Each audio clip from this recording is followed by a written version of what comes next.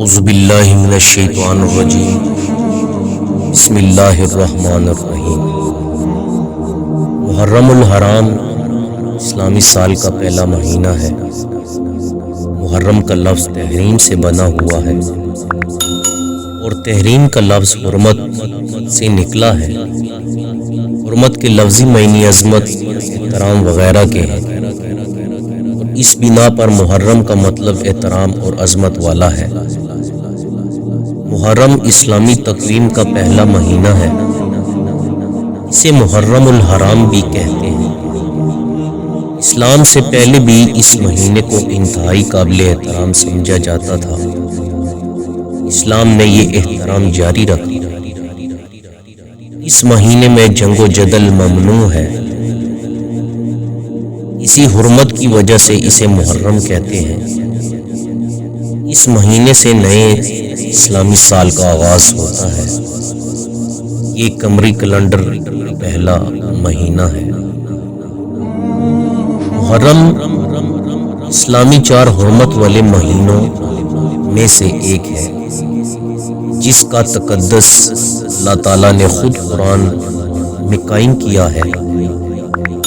دنیا میں مہینوں کا حساب قمری یا شمسی سسٹم سے لیا جاتا ہے۔ دنیا میں مختلف مذاہب کے ماننے والوں نے اپنے اپنے کیلنڈر بنائے ہوئے ہیں۔ کچھ قمری میں، کچھ شمسی، کچھ دنوں کا ملغبہ ہے جن پر وہ عمل کرتے ہیں۔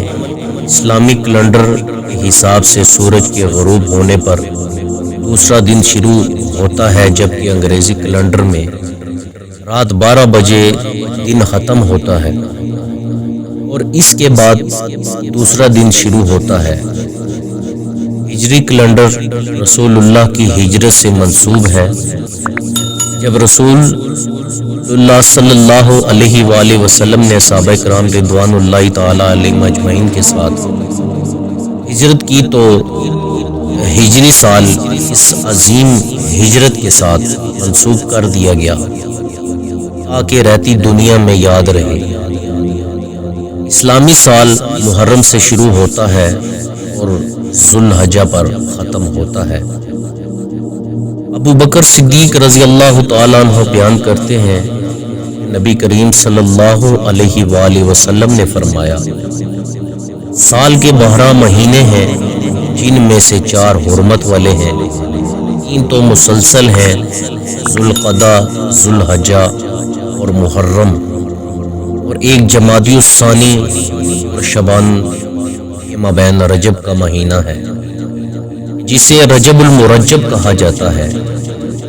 ایک اور حدیث ہے، حضور صلی اللہ علیہ وآلہ وسلم نے ارشاد فرمایا کہ فرض نماز کے بعد سب سے افضل نماز تہجد ہے۔ رمضان کے بعد افضل روزے محرم الحرام کے ہیں۔ 10 محرم ہی وہ دن ہے جب زمین و آسمان، بحر و بر اور شجر و حجر کو اللہ تعالیٰ نے پیدا کیا۔ اسی دن آدم علیہ السلام کی پیدائش ہوئی اور اسی دن توبہ قبول ہوئی۔ عاشوراء کے دن ہی سفینہ نوح کنارے لگا اور اسی دن ابراہیم علیہ السلام کے لیے آگ گل گلزار اور باغ بہار بنائی گئی۔ اسی دن حضرت ایوب علیہ السلام بیماری سے صحت یاب ہوئے۔ یہی مقدم مہینہ ہے کہ جب عیسیٰ ابن مریم کی پیدائش ہوئی۔ اس مہینہ میں رسالت میں آپ صلی اللہ علیہ وآلہ وسلم کے نواسہ حسین ابن علی کو شہید کیا گیا اور اسی دن قیامت برپا ہوگی۔